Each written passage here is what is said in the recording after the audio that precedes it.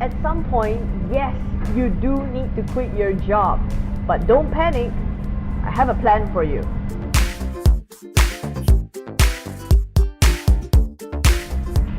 But do you need to quit your job now? The answer is no.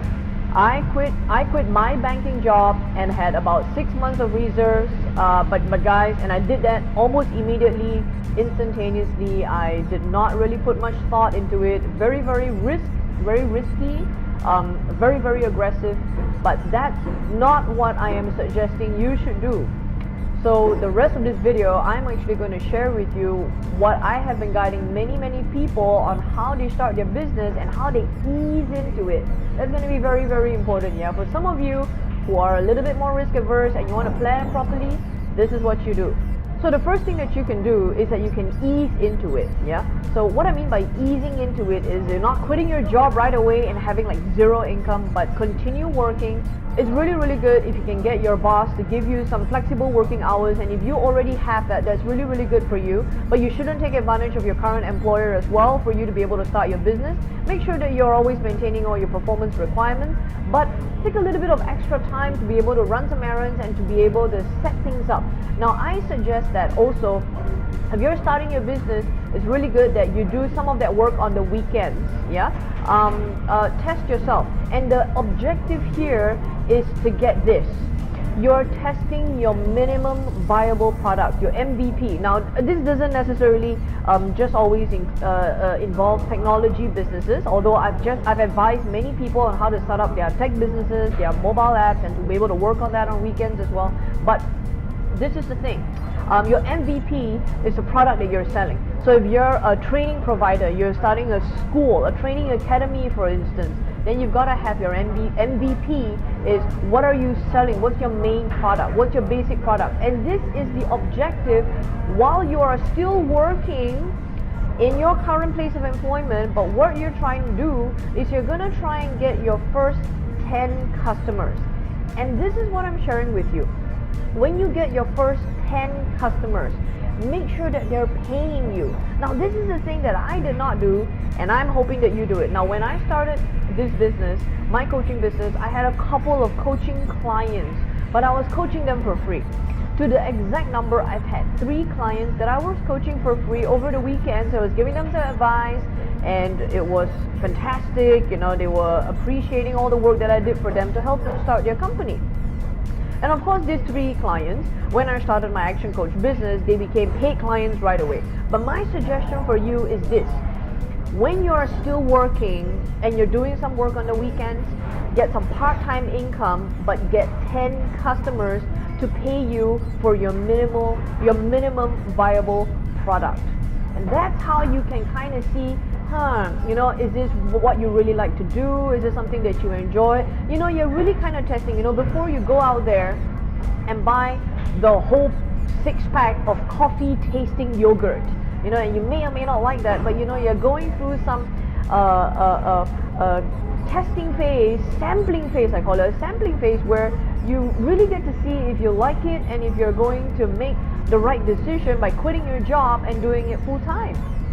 And this is the second thing that I always suggest that people do, all right? The second thing that you do is, after you get your 10 customers, you gotta have some thoughts in your mind with some strategies that could give you 5 to 10 times more income. And it's almost as though you kind of have to have a little bit more clarity around what's going to get you to 50 customers, 100 customers. So you're using that time, and let's just say it took you about a month or 2 months to be able to get 10 customers. Again, that depends on what kind of industry you're in and what you're selling, all right? So it may be easier, it may be harder. But once you do your 10 customers, you got to start thinking around, how am I going to multiply 5 to 10 times more of this kind of income? What kind of strategies do I need? Both sales, marketing, systems, teams, operations, production, without affecting quality. You got to be able to start having some of those initial strategies and what you're going to do in the first 6 to 12 months of when you eventually start your business full-time, so that that income can also support you. My suggestion when you're in this space is to do a SWOT. If you've not heard of a SWOT before, and a SWOT means doing a SWOT analysis, strengths, weaknesses, opportunities, and threats. Now, I share the SWOT reference in my About section in this video, and if you really need to be able to get some, just go to Google and Google it up. But I share one of the best SWOT references in the About section in this video, so then you can do that. Remember, SWOT your business, SWOT yourself. You can even SWOT yourself. But one thing that you're getting really clear on is what is the readiness to go into the journey of entrepreneurship with that product, with that business, and how successful you're going to be when you eventually start. Now, coming to the numbers. Before you quit your job, it's really important for you to have a plan.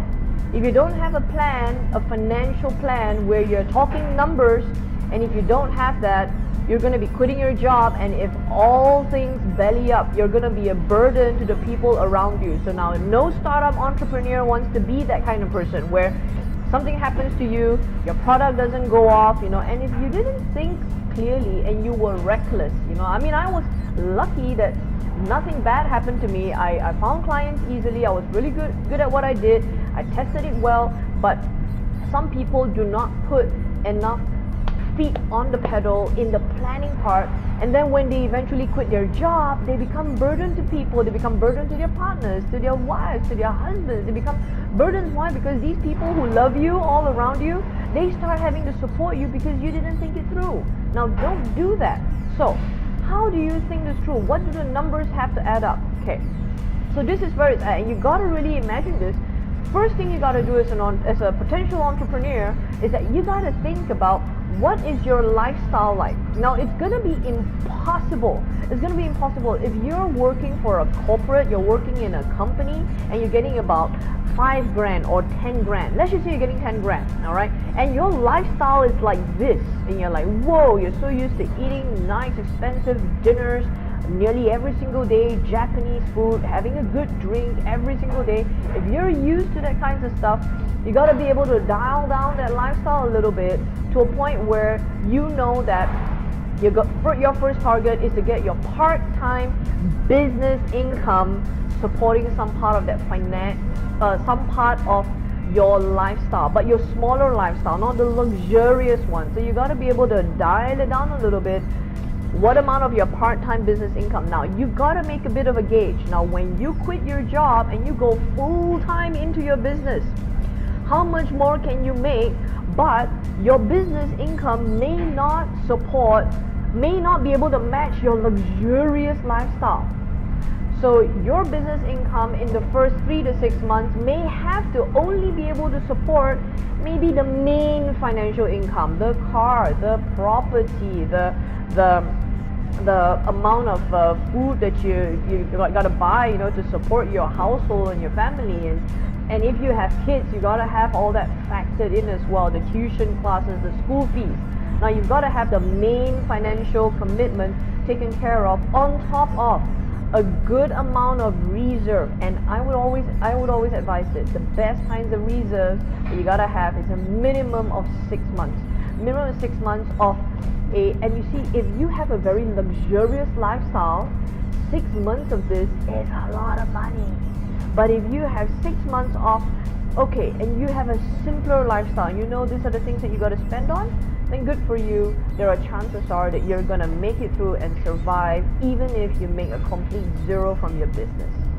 There you have it, guys. I've helped many people to start their businesses and to get on board their journey successfully with the journey of entrepreneurship. Guys, remember this, it's not always easy, but I go through a lot more steps, a lot more practical steps inside my book, and I've authored a whole entire book on how to start your business through the MTH Masterclass with Maresa Ng's guide to how you start a business. Again, that link to get that book is going to be inside the About section, and if you want to be able to know more, just read the book. But the book is going to give you a how-to. You can literally have it right beside you and you can build all the plans.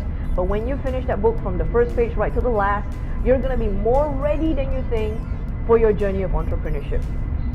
So guys, remember this: have a great business and have a great life, because being in business is about more life. Take care and talk to you soon.